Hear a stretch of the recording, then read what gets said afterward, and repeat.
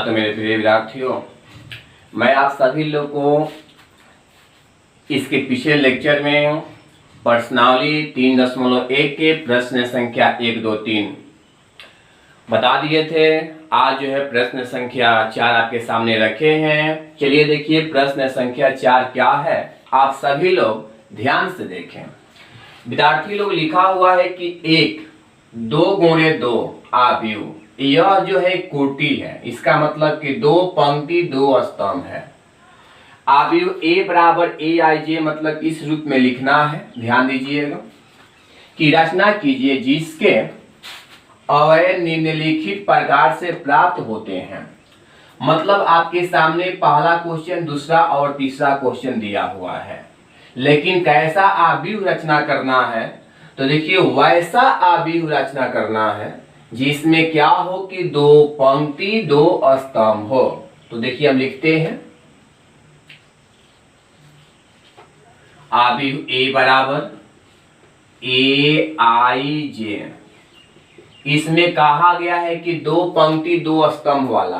तो देखिए ध्यान से A11 A12 A21 A22, इसका मतलब है कि इसमें 2 पंक्ति या 2 क्या है स्तंभ है। तो चलिए पहला क्वेश्चन हम सॉल्व करते हैं। देखिए पहला क्वेश्चन लिखा है कि AIJ बराबर I प्लस J के होल स्क्वायर बटा में 2। देखो सबसे पहले हम इसका मान निकालेंगे, फिर इसका निकालेंगे, फिर इसका निकालेंगे, फिर इसका निकालेंगे। इस सभी मान को देखिए निकाल कर फिर अंत में इस सभी मान को यहाँ यहाँ यहाँ हम क्या करेंगे, रख देंगे। तो चलिए I यहाँ पर है तो यहाँ पर I है, यहाँ J है तो यहाँ J है। सबसे पहले हम मान निकालते हैं A11। I के मान 1 है, J के मान 1 है, तो शुरू करते हैं। I के मान 1 है, J के मान 1 है, तो 1 प्लस 1 की होल स्क्वायर बाई 2। तो 1 का 1 2, 2 की स्क्वायर होता है 4 बटा में 2, क्योंकि 1 का 1 2, 2 की स्क्वायर 4, 4 बाई 2 कट के 2 मतलब 2। इसके बाद निकालिए A12। I के मान 1, J के मान 2 बाई 2। 1 का 2 3, 3 के स्क्वायर 9, 9 बाई 2। इसके बाद है A21। I के मान 2, J के मान 1 मतलब 2 प्लस 1 के होल स्क्वायर बाई 2। 2 1 3, 3 के स्क्वायर 9 बाई 2। इसी प्रकार से है A22। I के मान 2, J के मान 2, स्क्वायर है तो होल स्क्वायर, बाई में 2 है तो बाई 2। कितना हुआ तो 2 और 2 4, 4 का स्क्वायर आपका 16 बाई 2 कट गया 8 मिनट में। तो विद्यार्थी लोग A11 का मान आप निकाल चुके हैं, A12 का भी मान निकाल चुके हैं, A21 का भी मान निकाल चुके हैं, A22 का भी मान आप निकाल चुके हैं।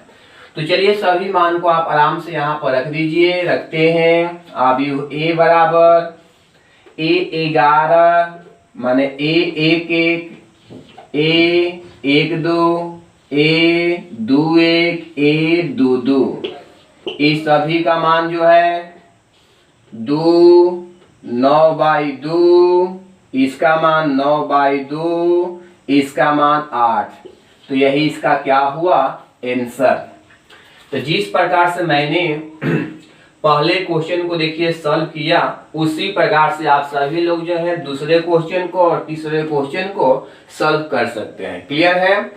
इसमें भी आपको जो है यही निकालना है, इसमें भी है यही निकालना है। तो ध्यान दीजिएगा। तो क्वेश्चन नंबर 2 और क्वेश्चन नंबर 3 मतलब कि 2 और 3, ये दोनों क्वेश्चन जो है आप लोग के लिए HW में है, तो इसको आप लोग बना लीजिएगा। तो ठीक है, इसके बाद अब हम चलते हैं क्वेश्चन नंबर। तो चलिए मैं अब आप लोग क्वेश्चन नंबर 4 पर बात करता हूं। तो देखिए क्वेश्चन नंबर 4 क्या है, आपके सामने देखिए लगा हुआ है।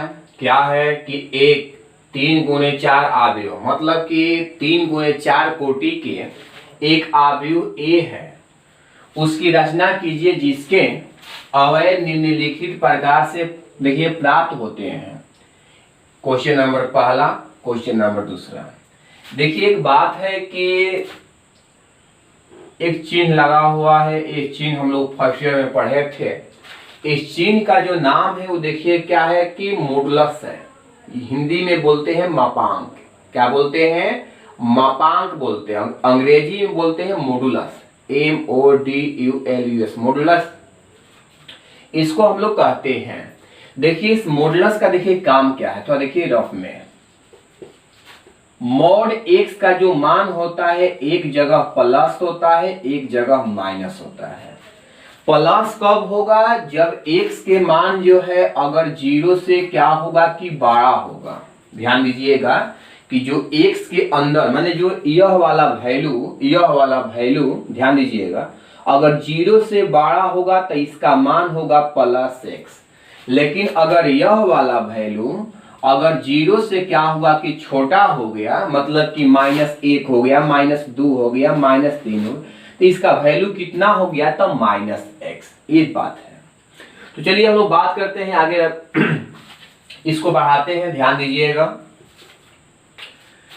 3 गुणे 4, मतलब कि इसमें 3 पंक्ति 4 स्तंभ होना चाहिए। तो हम इसको लिख लेते हैं पहले आव्यूह को, A11 12 13 14, क्योंकि 4 तक लेना है, 21 22 23 24 31 32 33 34। तो आपके सामने जो है इस प्रकार से जो है लगा हुआ है। तो देखिए इसमें क्या है कि ये जो है 3 पंक्ति है और 4 स्तंभ है, मैं 3 गुणे 4 है।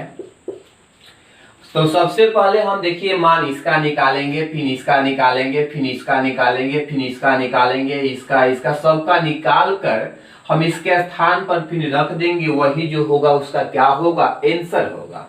तो चलिए सबसे पहले हम इसका मान निकालते हैं। देखिए कैसे निकलेगा। A11, ध्यान दीजिए क्वेश्चन में दिया हुआ है AIJ बराबर 1/2 -3I + J। तो चलिए सबसे पहले हम देखिए यहाँ I है तो I है, J है तो J है, लेकिन क्वेश्चन में देखिए दिया गया है A11। I के जगह 1 होगा और J के भी जगह पर 1 होगा, माने I के स्थान पर चलिए 1 रखते हैं, J के भी स्थान पर 1 रखते हैं, 1/2। अब क्या हुआ कि इसमें गुना करते हैं तो -3 + 1।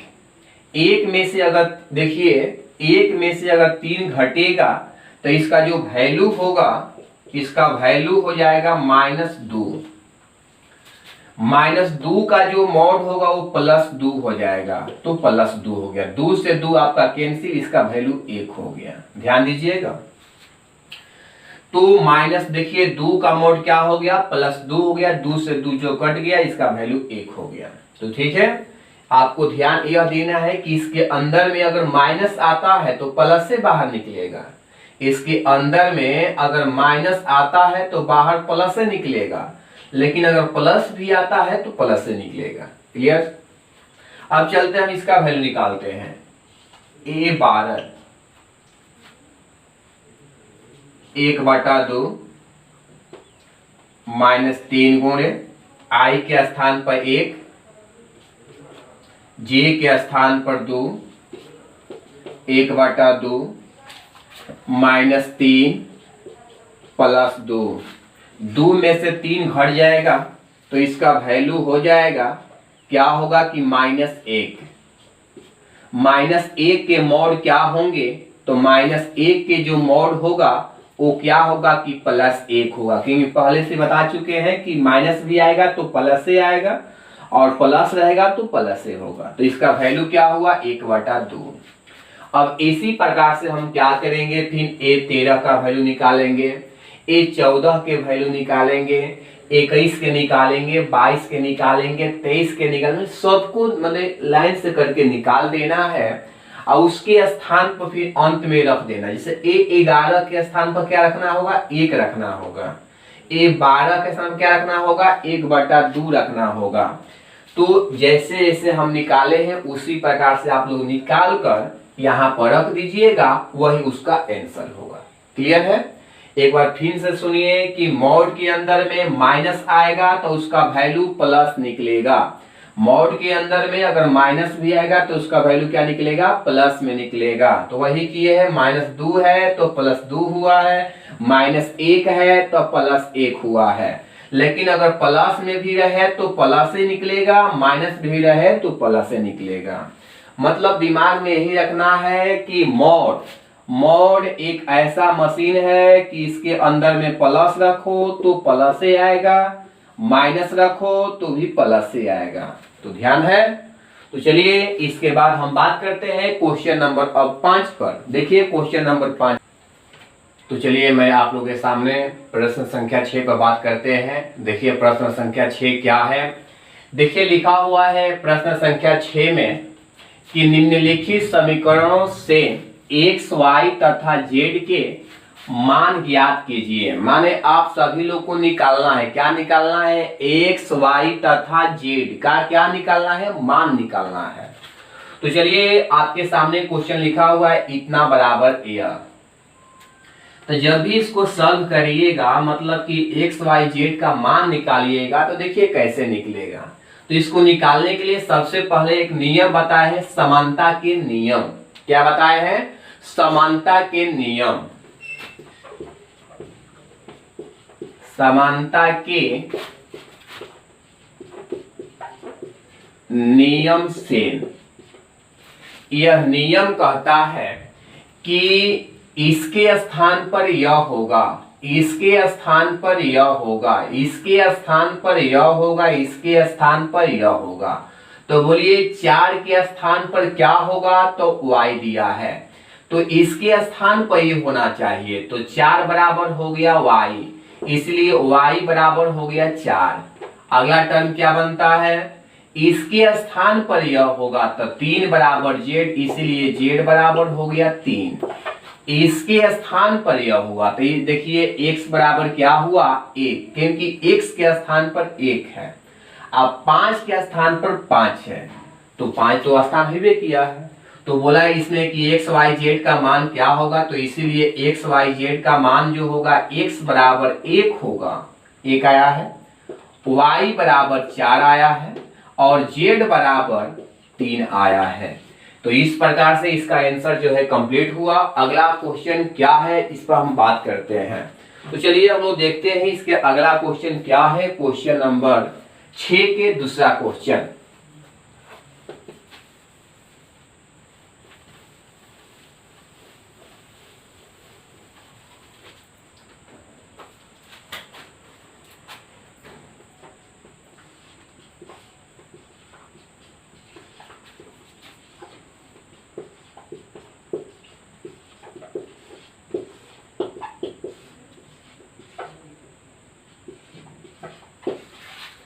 तो आपके सामने क्वेश्चन लगा हुआ है 6 का दूसरा क्वेश्चन। इसको देखिए कैसे आप लोग सॉल्व करिएगा, सभी लोग ध्यान से देखें। वही नियम अपनाना होगा, समानता के नियम, समानता के नियम से। तो चलिए हम इसको इसके बराबर करेंगे। तो जब इसको इसके बराबर करिएगा तो x प्लस वाई बराबर क्या है, तो 6 है। तो x प्लस वाई बराबर 6 हो गया। इसको देखिए हम समीकरण पहला मान लेते हैं। 2 बराबर 2 है तो कोई दिक्कत नहीं। इसके बाद चलिए क्या है कि इसके बाद है कि 5 प्लस जेड बराबर 5, समीकरण दूसरा हो गया। इसके बाद है x इंटू वाई बराबर 8, तो x इंटू वाई बराबर 8 समीकरण तीसरा हो गया। अब करते क्या है कि हम देखिए एक काम कर सकते हैं कि यहां से x के मान निकाल के, ध्यान दीजिएगा, यहां से x के मान को निकाल कर हम यहां पर रख देंगे तो मान निकल जाएगा इसका। तो इसको देखिए हल करने का दो तरीका है, तो हम चलिए पहला से ही हल करते हैं, और तीसरा से भी आप लोग हल कर सकते हैं। तो पहला से हल करते हैं तो लिखेंगे समीकरण पहला से x प्लस वाई बराबर 6, इसीलिए y बराबर 6 माइनस एक्स, क्योंकि ये प्लस में है, जब इधर से इधर जाएगा तो माइनस हो जाएगा। y के मान 6 माइनस एक्स। चलिए y के मान हम देखिए यहां पर रखते हैं, किस में रखते हैं, समीकरण तीसरा में। तीसरा समीकरण है x इंटू वाई बराबर 8, तो x इंटू वाई, वाई के मान कितना है 6 माइनस एक्स बराबर 8। अब करते क्या है कि इसको इसे गुना कीजिए तो आपका हुआ 6x, इसमें करो तो माइनस एक्स स्क्वायर बराबर कितना हुआ तो 8। इस दोनों को इधर से इधर लाइए तो हो जाएगा, जब इधर से इधर जाएगा तो माइनस है तो प्लस, माइनस है तो प्लस, प्लस है तो माइनस, प्लस है तो प्लस, इक्वल टू 0। फिर से देख लो, ये माइनस है इधर गया है तो प्लस हुआ, ये प्लस है इधर गया है तो माइनस हुआ, ये तो खुद ही प्लस है। अब देखिए इसको तोड़ दीजिए, तोड़ने पर क्या हुआ कि गुणा करने पर देखिए होना चाहिए 8, गुणा करने पर होना चाहिए 8, जोड़ने घटाने पर होना चाहिए 6। आप लोग क्लास 10 में पढ़े होंगे द्विघात समीकरण, जी द्विघात समीकरण आप लोग पढ़े होंगे, तो उसी पर एक क्वेश्चन आधारित है। क्या इसको सॉल्व करेंगे, x square minus 4x minus 2x plus 8 बराबर 0। इसमें से हम करते क्या है कि x कॉमन कर लेते हैं, जब ही इसमें से x कॉमन करेंगे तो x माइनस 4 हुआ, इसमें से माइनस 2 कॉमन कर लीजिए, x माइनस 4 बराबर 0। तो इसमें से क्या करिएगा कि देखिए x माइनस 4 ही कॉमन अब तो निकल जाएगा, x माइनस 4 कॉमन निकल गया, x माइनस 4 निकल गया तो x बच गया, x माइनस 4 निकल गया तो 2 बच गया बराबर 0।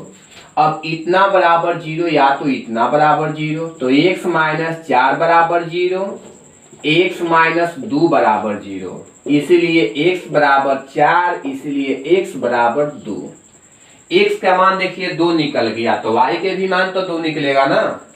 तो जब x के मान आपका देखिए 4 निकल गया तो y के मान क्या निकल जाएगा, तो देखिए y बराबर 6 माइनस एक्स लिखा है, y बराबर 6 माइनस एक्स लिखा है, तो इसीलिए y बराबर 6 माइनस एक्स, यहाँ पर x के मान रख दीजिए, तो 6 में से 4 घटेगा तो 2, y के मान 2।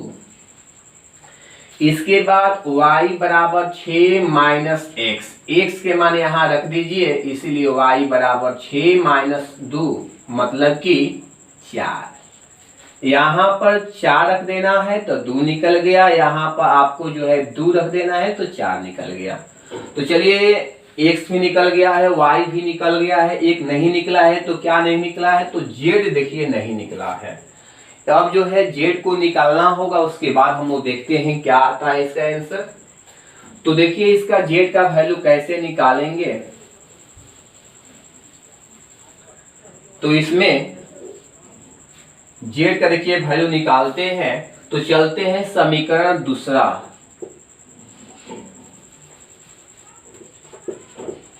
समीकरण हम बात करते हैं दूसरा, 5 प्लस z बराबर 5 निकालना भी है तो z का वैल्यू। चलिए इस 5 को इधर से इधर लाइए, तो z बराबर 5 माइनस 5, इसको इधर लाइएगा तो 5 माइनस 5, इसका वैल्यू निकल गया 0। तो z का भी वैल्यू कितना निकल गया 0, तो आप इसको आंसर लिख लीजिएगा। इसलिए x बराबर क्या निकल गया, x बराबर आपका 4 है, तो y बराबर 2 है, और जेड बराबर 0 है। एक और आंसर आया है, वो आंसर क्या है? तो दूसरा का आंसर है x बराबर आपका 2 है, तो y बराबर आपका 4 है और z बराबर आपका 0 है। तो इस प्रकार से इसका 2 आंसर आया है। तो चलिए आपके सामने लग गया है, तो ध्यान दीजिए। इसके बाद जो है इसका तीसरा क्वेश्चन उसको हम लिख देते हैं। वो तीसरा क्वेश्चन क्या है उसको आप लोग घर पर बनाइएगा। इसी प्रकार से वो क्वेश्चन है। तो चलिए हम तीसरे क्वेश्चन को देखिए लिखते हैं, आप सभी लोग ध्यान से देखें।